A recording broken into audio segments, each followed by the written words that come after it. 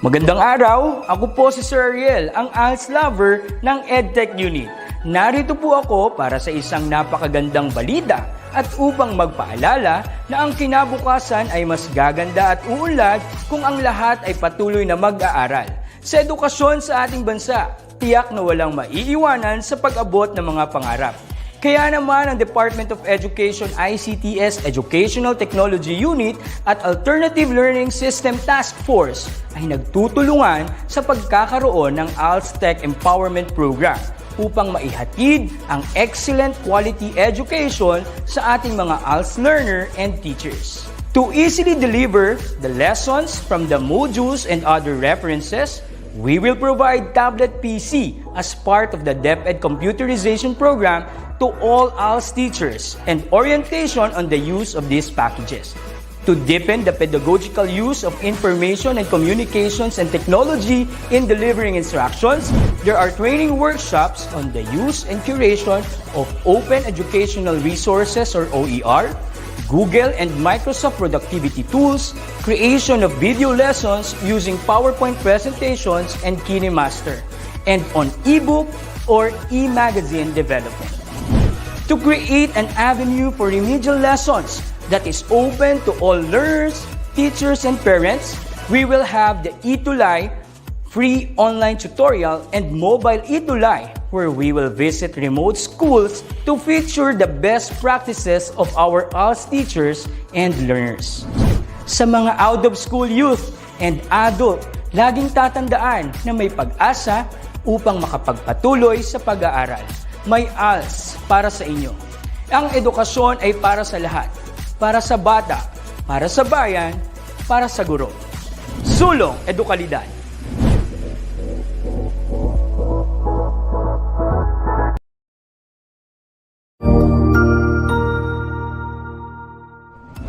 Magandang araw, Sir Wilbur po, at your service. Narito ang ETUlay upang gabayan ka sa inyong pag-aaral upang lubos na maunawaan ang iba't ibang paksa o subject. Ang ETUlay ay isang free online tutorial class na pinangungunahan ng ICT's Educational Technology Unit sa pamumuno ni Undersecretary Elaine Del P. Pascua. Ang programang ito ay hindi lamang para sa mga bata, kundi ito rin ay magsisilbing gabay sa mga magulang at mga guro kung paano nila ituturo o gagabayan sa bawat asignatura ang kanilang mga anak o mga estudyante. Sa kasalukuyan, ang self-learning module mula sa rehiyon ng Calabarzon at kilala sa tawag na pivot ang ginagamit sa ating ETUlay online class. Kaya ano pang hinihintay ninyo? Ihanda na ang inyong mga ballpen o lapis, papel o kwaderno at samahan kaming itulay ang pagkatuto para sa bawat batang Pilipino. Sama-sama tayong magtutulungan para malampasan ang mga hamon sa panahong ito. Halina't matuto kasama ang inyong online tutor sa oras na ito.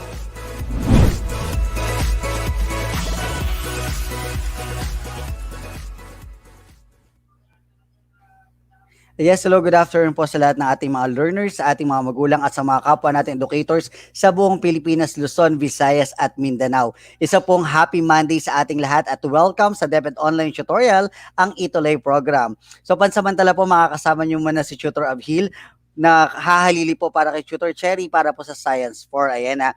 So bago po tayo magsimula, huwag po natin kalimutan i-like at i-share ang ating mga DepEd Facebook pages, ang DepEd Philippines, DepEd TV, DepEd Tayo at ang DepEd Edtech Unit. At huwag rin pong kalimutan na mag-subscribe sa ating official YouTube channel, ang DepEd Philippines, Educational Technology Unit at DepEd TV Official. At pasuyo na rin po, palambing po, palike at pa-share po ng aking personal page, ang Simply Abhil, ang Samal National High School Annex Official, at ang DepEd TV 1 Bataan Production Team. Ayun. So bago po tayo mag-start, batiin lang po natin ang mga kasama nating viewers this afternoon mula po sa Tatalon, Quezon City, Justado P. Macapagal Elementary School, Grade 4 Innovative, sila Kyle Mirasol, Fiona Ariola from San Jose, Batangas, at ang kanyang teacher po, Sir Joel Arceo from SDO Lipa City, at si Principal Ma'am Aleli. Magandang hapon po at salamat po sa pagtulong sa pagpopromote ng ating DepEd Online Tutorial. Ganyan po, watching from Pampanga si Cyrene May Rivera from Bonifacio Bacolor Elementary School, at ganun din po from Alabel 1 District sa Division of Sarangani, si Mary Joy Parantar. At babatiin po natin ulit mamaya yung mga iba pa nating kasamang viewers. Pero sa ngayon po, magsimula na tayo ng ating DepEd online tutorial. Okay, so sabi ko nga po, it's Happy Monday today and it's Science Day. So sa mga science thinkers dyan, ngayon po ay nasa week 2 na tayo para po sa ating quarter 4. At ang pag-uusapan natin ay tungkol sa uses of water from different sources. So muli po, ako ang inyong tutor of Hill na pansamantalang hahalili lamang po kay Tutor Cherry. Ayun. Okay, so let us continue. So sabi ko nga, abangan natin ang ating Tutor Cherry dito po every Monday sa ating DepEd Online Tutorial sa Science 4 from 1:40 to 2:20 p.m. Ayan. And of course, wag po natin kalimutan abangan din ang ating Health Terrific Time with Teacher Cherry sa DepEd TV po. At ako na rin po, Apalambing, pakiabangan po ang mga episodes ko sa DepEd TV for Business Mathematics and Fundamentals of Accountancy, Business and Management. Ayan po. Soon po yan, malapit na po magsilabas. Pero yung kila Teacher Cherry po, lumalabas na po, nag-i-air na po sa ating DepEd TV. Okay. So let us proceed. Ano ba ang ating objective for this afternoon? At the end of the lesson, mga grade 4 learners, we will be able to explain the use of water from different sources in the context of daily activities. So ipapaliwanag natin kung saan ba nagagaling ang mga tubig na ginagamit natin, no? So malalaman natin ngayon kung ano or saan ba nagmumula yung mga tubig na nakikita natin sa ating paligid. Ayan. So good afternoon then from Commonwealth Elementary School, kila Labri Mary Digo, magandang hapon. Anika Faith Amores from Dagat-Dagatan Elementary School of Navotas City, and kila Fiona Ariola, Jamir Lawrence, Maria, and Sian, magandang hapon. Okay, so let us continue. What will happen if there is no water? Ano kayang mangyayari kung walang tubig? Mga grade 4 learners, sulat nyo lang inyong sagot sa ating comment section. Ano kaya mangyayari kung wala tayong tubig sa ating paligid? Yes, good afternoon then. Annie Fernandez, Luciana Joy Fernandez is watching from grade 4 from SCC Balitisor Elementary School, San Carlos City, Pangasinan. Hello, magandang hapon. And Vian Hermione Angeles from CLSU Elementary School, City of Muñoz, Nueva Ecija. Magandang hapon. And Teacher Laarni San Pedro po, pinapabati ni Hazel Maria Ligaya. Ayan. Sabi ni Fiona Ariola, mamamatay po ang mga halaman. Sabi ni Kian, we will die. Sabi naman ni Sid, good afternoon, watching from Calibo Pilot Elementary School. And then, mamamatay po mga halaman, sabi ni Annie Fernandez. Ganon din ang sagot nila Fiona, nila Justin. Sino pa may mga sagot? Ayan. Si Justin is from Tagaytay City naman, Sungay Elementary School. Ayun. Hello, Mark Edwards. Sir Mark, magandang hapon. Ayan. Okay, so sabi, mamamatay daw ang mga hayop, mga halaman. So basically, no, at yung mga tao, posible mamatay din. That is correct, no. Alam nyo ba na isa sa mga pinakamalaking parte ng ating katawan ay tubig. So kung wala tayong tubig sa ating paligid, wala tayong tubig sa ating katawan, madedehydrate tayo. So anong pakiramdam nun? Siyempre, possible na mamatay talaga tayo lahat. Hindi lang tayong tao, pati hayop, pati mga halaman. So makakaranas tayo ng tagtuyot. Sabi ni Mika, living things cannot survive. Mamatay po tayo kung walang tubig. That is correct. Ganun din mga sagot nila Isabella, nila Met Tarayo, Jamir Lawrence, Ramil Uy, and Ruth, Michelet, at Nilin Daisy. Okay. Let us continue. Now let us try to have the science challenge number 1. Let us name it. Look at the pictures below or sa mga susunod na pictures. Identify the different kinds of water shown in each picture. Kaya ba? Sabi ni Levi ni Sakino, mamatay mga halaman at mauuhaw ang tao. That's correct. Magdadry po yung lungs po. Yun. That's correct. Reynald, very good. So, i-identify lang natin yung mga bagay o yung mga makikita natin na pinagkukunan ng tubig kung ito ba ay fresh water, seawater, or groundwater. Okay, grade 4. Handa na ba kayo? Very good. Okay, let us start. Let us try to identify the kinds of water shown in this given picture. Number 1. Good afternoon, watching from San Nicolas Elementary School, si Janelle Perez. Magandang hapon. Is it fresh water, seawater, or groundwater? Let us check your answers. Grade 4 student of Bayanan Elementary School, Bacoor, Cavite, si Ruth Michelet. Good afternoon po. Ayun. So, ano po ba ang ating kasagutan? Sabi ni Fiona Ariola, seawater. Sabi ni Reynald Mariano, groundwater. Sabi naman nila, Sian, seawater. Levinis Aquino, seawater. Freshwater daw, sabi ni Mika Venturanza. And Ariana Jania Francisco, groundwater. Ramil Louis, freshwater. At iba-iba ang sagot natin. Let us check your answer. Great for learners. If your answer is fresh water, you are correct. So this picture refer to a fresh water. So sa mga sumagot ng fresh water, tama ang inyong sagot. Very good. Magaling. So now let us have our picture number 2. This is our picture number 2. Is this a fresh water, a seawater, or a groundwater? So write your comment or you write your answer to our comment section. Name it. The picture number 2. Ay, mali po ako. Okay lang. Walang problema kung mali. No problem. Baka nalalabuan lang din sa picture kaya okay lang yan. Ang importante ay nagpa-participate tayo sa ating discussion. Great for learners. Sabi ni Rafael, seawater, ni Lay, seawater, Fiona, Catherine, Ariana, Ramil, Mika, Kyle, CJ, Williperta, Lovely, Nila Ruth, seawater daw. Let us check if seawater is correct. Ganun din sagot ni Nigel, ni Ariana, Shane Lisada, and Ariana, Jania Francisco, ang daming Ariana ha? At ni Kyle Mirasol, Mika, and Reynaldo Mariano. If your answer is seawater, you are correct. Very good. Ang gagaling. Ayun na, tama na lahat. John Reniel Calano, you are correct. Okay, now let us have picture number 3. Name it. Is it fresh water, seawater, or groundwater? Salt water, sabi ni Ramil Louis. That is correct. Yay, tama po ako. Ang saya-saya ni Reynaldo. Happy Monday, Reynaldo. Ayan.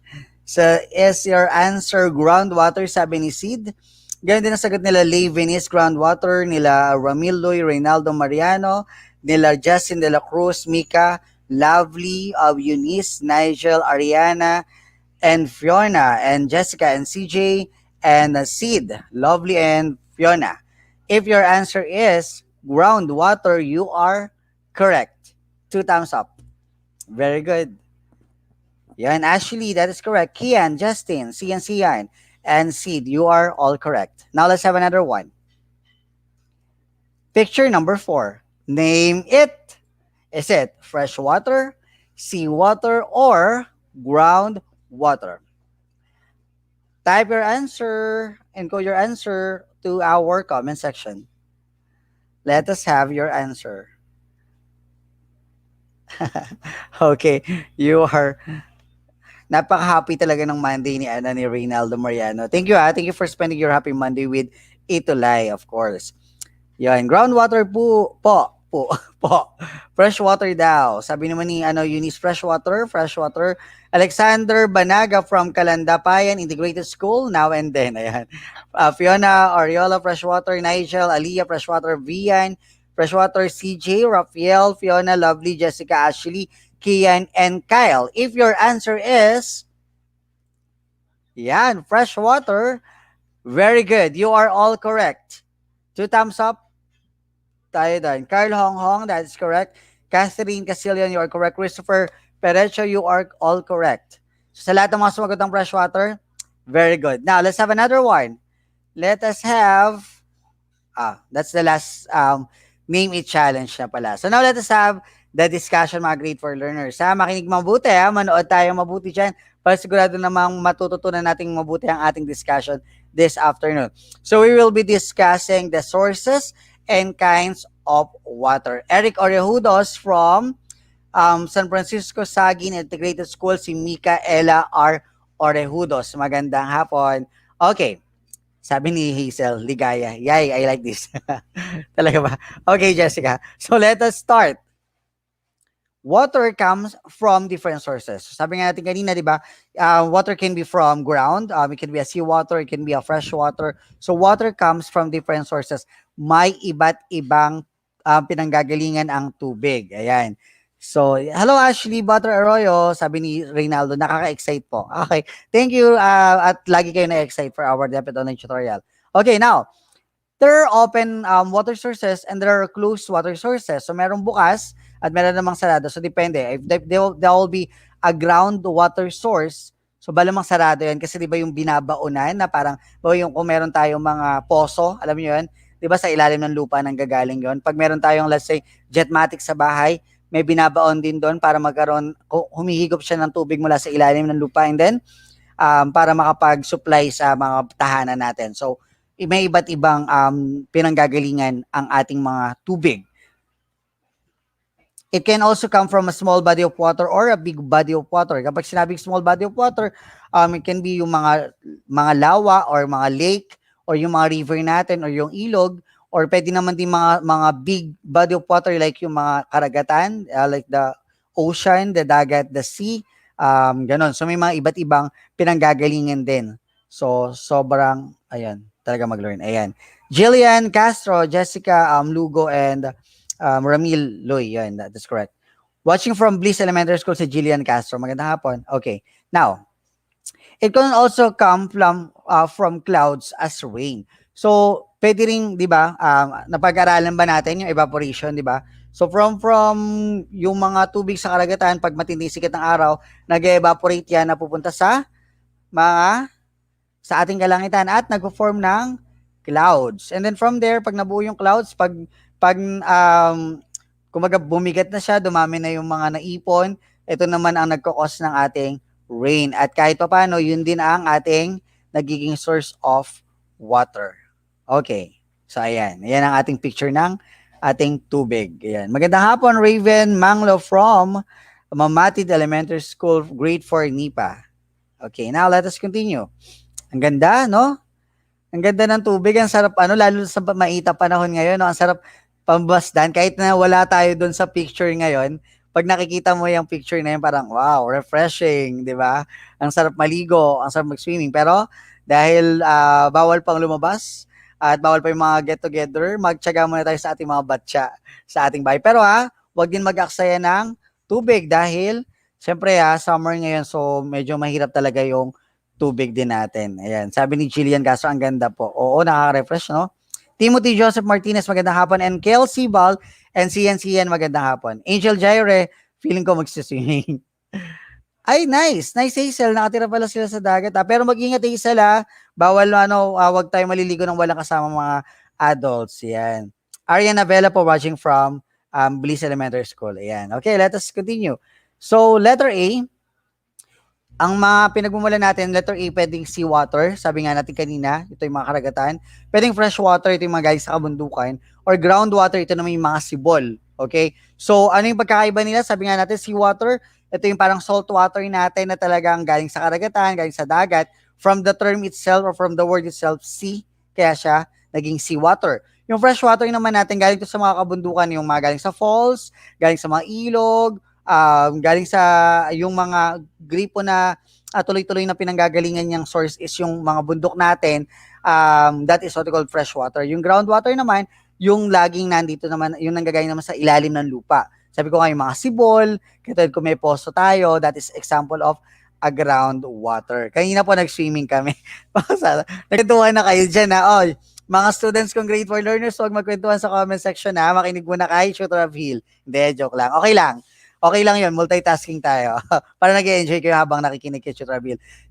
Tumawini North Central School si Jessica Lugo from Isabela. Yan. Okay, Ariana, water's down.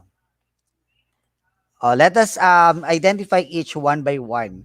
Ang seawater daw is salty. Okay? So, sabi ko kanina, maalat talaga yung seawater. Kapag naligo kayo sa dagat, tapos sinabi nyo na, ano ba yan? Ang alat-alat naman ng tubig. Kasi nasa dagat kayo. Ang corny ng joke ni Tutor Abhil, no? Pero kasi yun yun. So, kaya siya maalat yung tubig dahil nasa dagat kayo. And that is a seawater. Okay? So, it contains plenty of salt. And then, it is found in the seas and oceans. So, sabi ko nga kanina, nakita siya sa dagat at mga karagatan natin. And seawater is also called the hard water. Okay. So, now, let's have another one. How about the fresh water? Okay. Fresh water is also called the surface water. So, kanina, kay salt water, kay seawater, tawag daw sa kanya hard water. Dito naman kay fresh water, it is also called as surface water. Okay. Next, this is found in an open but small bodies of water like rivers, lakes, creeks, and ponds. So sabi ko nga kanina, yung mga nakikita natin sa lawa, sa mga ilog, sa mga falls, sa mga ponds or yung palaisda, parang palaisdaan or mga tag-uling or yung kanal natin, those are the what we call the fresh water ha. Pero not all fresh water ay pwedeng inumin. Tandaan nyo ha, hindi lahat ng mga tubig ay pwedeng inumin. So, careful din tayo sa pag-inom, lalo na kung naliligo tayo sa ilog. Tamang mukhang malinis yung ilog natin, hindi rin dapat pwedeng iinumin yung ilog natin kasi nga, syempre may mga ano yan tamang that is a flowing water pero may mga bad bacteria na rin siya nakakasama, especially kapag talagang alam mo yon yung tipong nai-stuck din yung tubig sa isang area lang. So, pero kapag mga flowing water yan, medyo mas okay yan. Pero hangga't maaari, wag din iinom ng tubig sa kahit saan, sa dagat, sa mga ilog, sa mga lawa dahil hindi rin naman siya safe talagang inumin. Yun. Shutraville, saan po ba kayo nakatira? Hello Hazel, nakatira ako sa Bataan. Okay. Now, in cold countries, it is also comes from snow, icebergs, and glaciers. And when melts, it runs off into surface water. Okay? No? So, sa mga ibang mga bansa na merong mga snow at merong mga nagyayelong bansa at sobrang lamig, yun daw, napanggagalingan daw natin yung mga fresh water natin mula doon sa mga snow nga, mula doon sa mga icebergs at yung mga glaciers na kapag natunaw na, ito ay nagiging surface water na din. Ayan. So, kung may mga Grade 4 learners ang kausap ngayon, nakapunta na sa ibang bansa, na nakapagpasko na doon at na-experience ng snow, maiintindihan yung mabuti ito. Okay? Pero sa atin naman, pwede nating i-example dito siguro yung mga ulan na talaga na fresh water na siya na kasi pag umulan, di ba dumidiretso pa rin naman sa mga ilog yan, doon sa kalupaan, sa kapatagan natin. And then from there, nagiging fresh water pa rin siya in a way. Ayun. Wow, maganda yon. Hindi pa ako nakapanda. Okay, yes. O minsan pasyal kayo pag pwede na ang lumabas ang bata. And then last but not the least on our type or sources of water is what we call the groundwater. It is found beneath the earth surface. So makikita natin siya sa ilalim ng ating lupa. Sabi nga kanina, 'di ba? Ito yung pwedeng mga bukal, pwedeng mga balon or pwedeng mga poso. Ayan, pa-shoutout po mga pupils ko who are watching from Dagat-Dagata Elementary School SDO Navotas. Magandang hapon po sa lahat ng mga mag-aaral ni Ma'am Jessie Santos. Good afternoon po. Ayan. Salamat sa pagtutok at salamat sa pag-promote Ma'am Santos sa ating DepEd online tutorial. Okay, it comes from water that seeps in the ground. So sabi ko kanina, iba yung kinukuha natin sa ilalim ng tubig. So for example, may mga jetmatic tayo sa bahay nang gagaling sa ilalim ng lupa, yung tubig na yon sinisipsip pataas, tapos napupunta sa jetmatic, tapos yun ang nafi-filter at yun ang napupunta ang nagiging supply natin ng tubig sa ating mga tahanan. Jerome Blake Arcinias watching from Dr. Jose P. Rizal Elementary School, Dasmariñas City, Cavite. Magandang hapon. Ariana Shane Lesada, pa-shoutout daw. Magandang hapon. And of course, this accumulates in the underground layer called the water table. Diba? Kung natatandaan niyo na isa sa mga pinag-aralan natin last time ay yung ating yung sa layer ng ating soil, 'di ba sa pinakailalim ng atin ay may makikitang tubig. Ayun, kaya naman it is sabi nga accumulates in the underground layer what we call the water table. And groundwater is the safe source of water. So yun daw, groundwater ang pinaka-safe source. Siguro nga kasi dahil hindi siya nagagalaw pa sa pinakailalim, masasabi mong malinis talaga ang tubig na iyon. Watching from Bliss Elementary School, si Jillian Alcos Reza Castro, and sa advisor ni Cleo Fresha Ponsalan, si Sir Russell. Magandang hapon. And Phoebe T from Commonwealth Elementary School. Okay, let us identify the uses of water. Letter A. Fresh water is used for, number 1, cleaning, washing, bathing, preparing food, and other household uses. So, mapapansin niyo yung mga ginagamit natin na panglinis, panghugas ng plato, paliligo, pag-aayos sa mga paglinis sa mga pagkain at sa mga paglinis sa mga ating mga bahay. We call that the fresh water. Good afternoon, Arian May Zacarias from Sorsogon East Central School and Maria Lourdes Somera Bautista from Baliwag, Bulacan, Luis Gensuel Bautista, and sila Jennifer, yun nga, Jennifer Navella from Bliss Elementary School, and Timothy Joseph Martinez and May Garcia Monterola. So let us continue, mga great for learners. It sustains plant and animal life. So ito rin yung ginagamit natin sa pagdidilig ng ating mga halaman at pinapainom natin sa ating mga hayop. Okay? Josh Lacre from Tuktukan Elementary School. Magandang hapon. It is also used to water plants. It is given to animals to drink. So without water, animals and people will die of thirst. So kapag wala tayong tubig, automatic mamamatay tayo dahil sa uhaw. Okay, tatandaan natin yan. Kaya especially, di ba, pag ito mga medyo summer feels tayo ngayon dito sa ating bansa, summer season tayo ngayon dito sa Pilipinas, kailangan uminom tayo ng maraming tubig, di ba? And from time to time, hindi yung tututo ka sa electric fan. Kasi, hindi ka rin naman mama-hydrate nun dahil hindi naman nalagyan ng tubig ang iyong katawan. So, make sure na iinom tayo ng maraming tubig, especially kapag mga ganitong panahon. Good afternoon from Alitagtag, Batangas, Alitagtag Central School ACS, si Lay Venice Aquino. And, ayun, nabati na natin sila. Okay, now, let's have another one. Another uses of water, fresh water in rivers, lakes, and springs is used for recreation. So, one can go swimming or boating in these places. So, nakakapag-enjoy tayo kapag may mga fresh water like yung rivers, yung lakes, yung springs. Pag pumunta tayo sa ilog, ligo tayo, tapos nakaka-enjoy, nakaka-relax, di ba? And then kapag pumunta tayo sa mga lawa, pwede tayo mag-boating. Kapag meron silang boating, nakaka-relax, nakaka-enjoy. Ayun. So sabi ni Jennifer, uminom po ng 8 basong tubig. That is correct. Ha? Pwede tayo uminom ng 8 basong tubig. At kung maaari, uminom talaga tayo kasi yun ang ating kailangan for the whole day ng ating katawan. Okay, let us continue. Clean rivers and lakes are also a rich source of shrimps, crabs, and shellfish. So, yung mga ating mga what you call this, mga lawa, mga ilog natin ay maganda ring pinagmumula ng ating pagkain. So, nagbibigay din sa atin ng ating pagkain. Kaya naman, siguradong isa ito sa mga halaga ng ng malilinis na lawa at ng ilog. Kaya naman bilang mga grade 4 learners, siguraduhin natin na hindi na tayo dadagdag sa pagkakalat sa ating paligid. Baka sabihin nyo, shooter, wala naman kaming ilog sa kalawa sa paligid namin eh. Ba't naman kami makaka-apekto doon? Kasi kahit magkalat ka sa paligid mo lang, sa lupa lang, at ito ay mga hindi nabubulok. So, ang tendency kapag nagbaha sa inyo, kapag hindi natapon ng maayos, hindi tayo naghiwa-hiwalay ng mga basura, itong mga hindi nabubulok na basura na ito ay pupunta rin at lalangoy din yan papunta sa ating mga ilog, mga lawa, mga dagat, and tendency, sira na rin yung mga anyong tubig natin, di ba? Watching from Molino, Bacoor, Cavite, shout out naman po sa lahat ng teachers at mga momshies ng Grade 2 Del Pilar at Grade 4 Aguinaldo Molino Elementary School. Si Tessie Indon. Magandang hapon po. Ayan.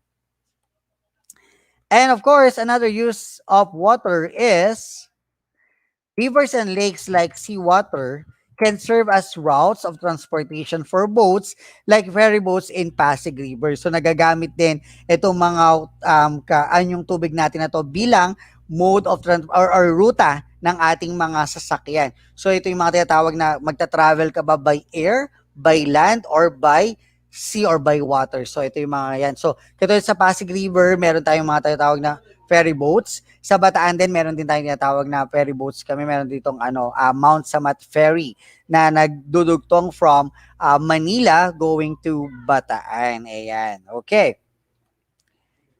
And then fresh water and groundwater may also be used in farms for irrigation and livestock watering and in factories. So that is correct, no? So itong mga tubig natin na ito nagagamit dito sa pagpapatubig sa ating mga bukid kung saan makapagbigay ng mas maganda at mas malusog na mga palay at mga kinakain natin sa pang-araw-araw. Ayun.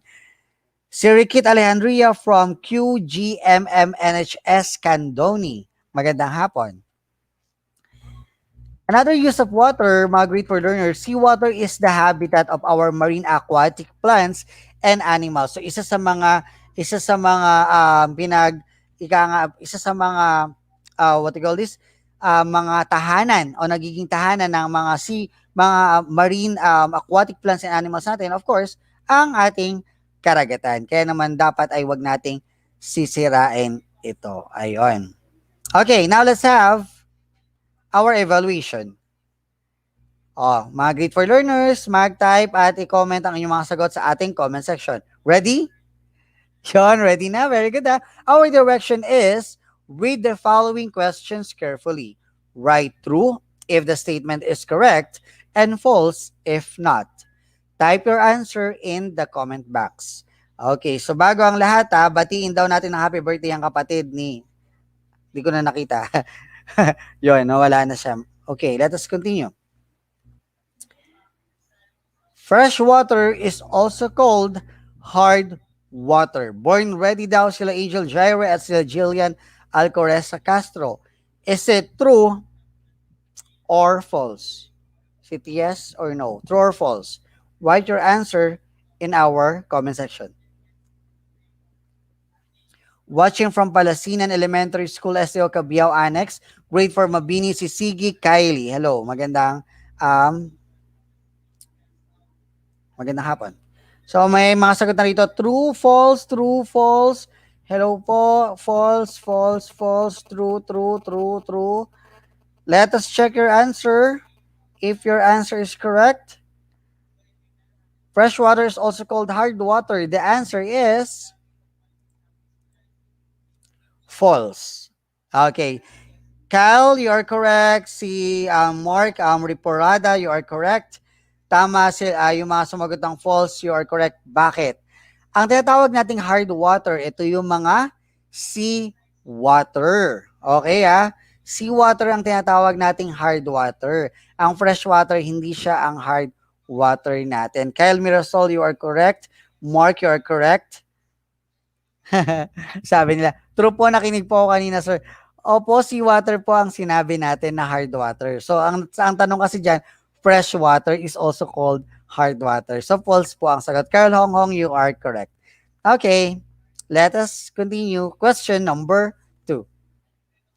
Groundwater is a safe source of water. Shout out Juan Miguel Araw and Micaela Beatriz Araw from Subic. Magandang hapon. Yan, pinapa-shoutout kayo ni siguro si Kuya Michael to or Daddy Michael Brian Araw. Magandang hapon po. Okay, let us check your answer. Is it true or false? True. Fiona, Kian, Russell, si Sid, si Kyle, si Sir Russell. Hello po, good afternoon. Nanonood Sir Russell, ang advisor, ang teacher ng, nakalimutan ko anong school kanina, no? Sila Joanna, true, sila Ramiel, Jennifer, Fiona, Ruth, Senato, Mika, Kyle. The answer is true. May, Fiona, Timothy, Vian, Jennifer, ayan. So let us check your answer. If your answer is true, you are correct. Sabi natin kanina, groundwater is a safe source of water. That is true. Dahil nga basically, di ba? Dahil ito yung nasa pinakailalim. Ito yung talaga alam mo yung hindi pa siya nagagalaw. Possible na wala pa tong masyadong bacteria at most probably puro minerals and vitamins ang minerals, may vitamins pa. May minerals ang mga kasama pa ito kasi nga nasa ilalim pa siya ng tubig. Ayun. Yay, tama po ako. Yay! Sabi ni Rachel Michelet. Let us continue. Let's have another question. Question number 3. Seawater can be used as routes for transportation for boats. Seawater can be used as routes for transportation for boats. Is it true or false? Ay, mali po ako. Okay lang, Reynald. True daw, sabi ni Kyle. Let us check your answer. Joanna, true. True din si Sid. Nigel, true. Russell, Sister Russell, true. Aliyah, true. Timothy, true. Sila Vian, sila Mariel, Angel, Sian, Fiona, Ruth, Lovely, Cassandra, Senato, false. Ayan. Mark, true. Sila Sid, true. Sila Ruth, true. Let us check your answer. Jairus. That is true. Your answer is true. You are all correct. Angelica pa lang ang pangalan ni Joanna. Sorry po. Ayan. Okay, that is true. Dahil ginagamit nga natin ang mga karagatan or ang ating mga dagat bilang isang ruta ng transportasyon. Di ba?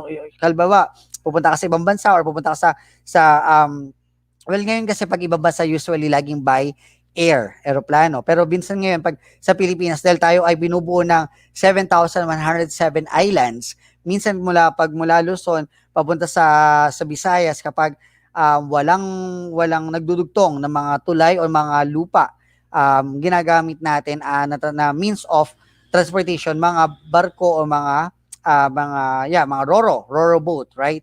At dumadaan ito of course sa ating mga sea water. Ayan, 2 points na daw yung iba. Very good. Congratulations. Question number 4.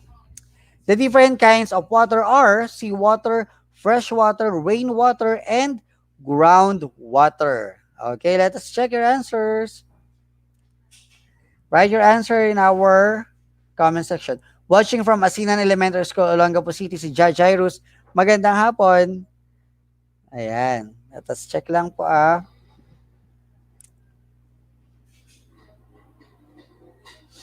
Okay. So your answer is false, false, false, false. Daming false. Sila Jillian, tapos si Angel. Is it true? Yeah. May patanong. False po pala. Wow. Okay, let us check your answer, mga grade 4 learners. That is false. Bakit? Anong mali dyan sa ating katanungan, grade 4 learners? False, false. Bakit kaya siya false? It is false because there are only 3 kinds of water that we discussed this afternoon. Wala doon yung tinatawag nating rainwater. The only 3 kinds that we discussed is the seawater, freshwater, and groundwater. You are correct, Russell, Hazel, Kyle, ganyan din sila Sid, sila Sian, at sila Fiona, what do we call this one? Angel, and si Ravery, Teacher Michelle Yumol, magandang hapon, Nigel, Ariana, sila Ruth, sila Hazel, kasama yung kasi. Pinilit ni Hazel. Okay, so that is false. Let us have another question, mga grade 4 learners. Seawater is also called the surface water.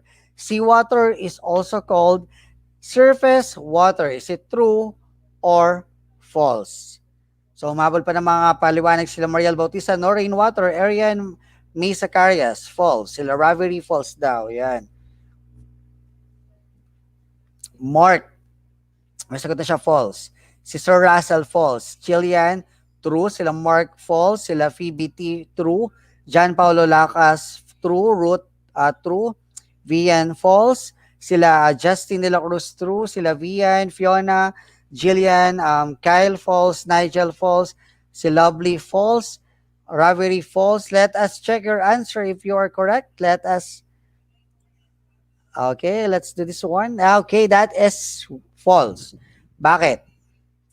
Bakit po kaya false, grade for learners? It is false dahil ang tinatawag na surface water ang fresh water. Ang fresh water is also called as surface water, while the seawater is what we call the hard water. Yan, tama si Nigel sa kanyang paliwanag. Tama, Sir Russell, hello po. Ayan. Okay, now. Well,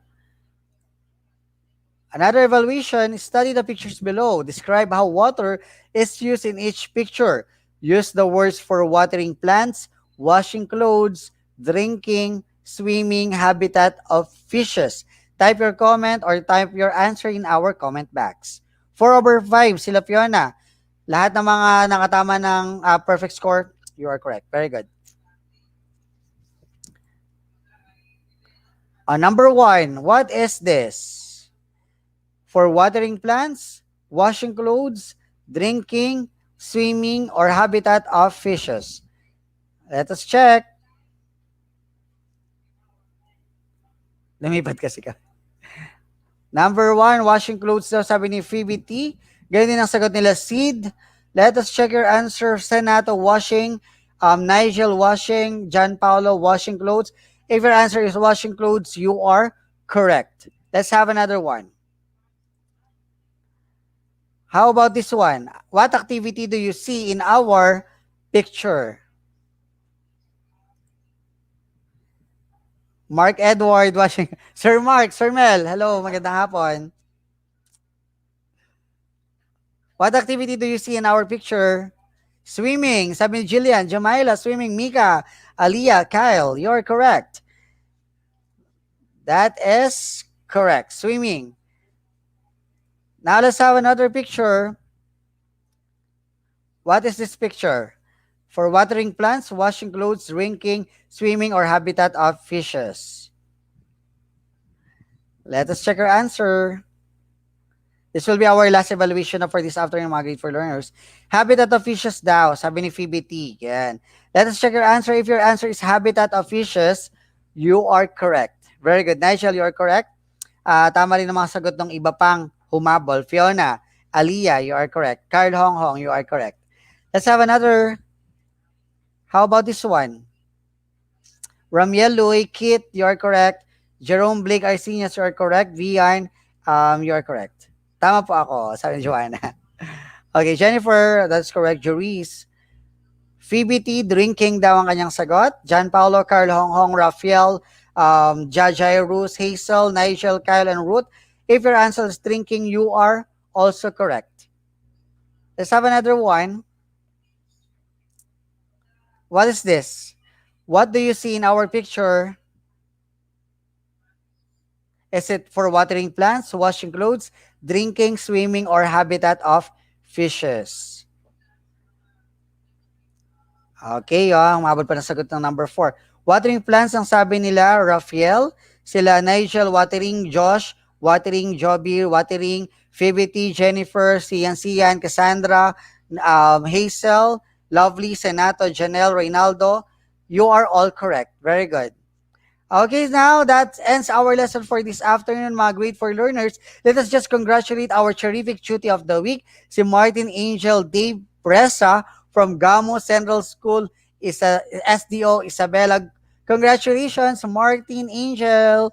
And of course, if you want to be the feature as our ETUlay cutie of the week for Science 4, be a terrific learner here on ETUlay. So send your video or picture while watching ETUlay with your name and name of your school. Send it on the following accounts: www.facebook.com, Ma'am Cherry La Peña, and teachercherrylapena@gmail.com. So again, this will be your Science Thinkers, the DepEd Online Tutorial ETUlay Science Teachers or Science Tutors. So ayan, makikita nyo sila. At ako po ay sub ngayong araw na ito. So do not forget to follow and like and share our DepEd Facebook pages, DepEd Edtech Unit, DepEd Philippines, DepEd TV, and DepEd Tayo. And do not forget to subscribe our official YouTube channel, DepEd Philippines Educational Technology Unit, and DepEd TV Official. So muli po, ako ang inyong tutor of Hill. Isang magandang hapon sa inyong lahat. Standby lang tayo sa ating Science 5. Maraming salamat sa pakikisama sa akin ngayong hapon. Happy Monday everyone, at huwag kalimutan uminom parate ng tubig para sigurado may source tayo ng tubig ng ating katawan. Bye-bye!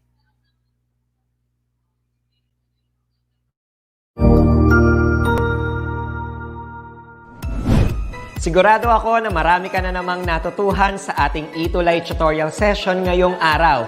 Tandaan, ito ay hindi lamang para sa ating mga mag-aaral, kundi pati rin sa ating mga minamahal na guro at mga magulang na kaagapay natin para maituloy ang pagkatuto sa kabila ng nararanasang pandemya.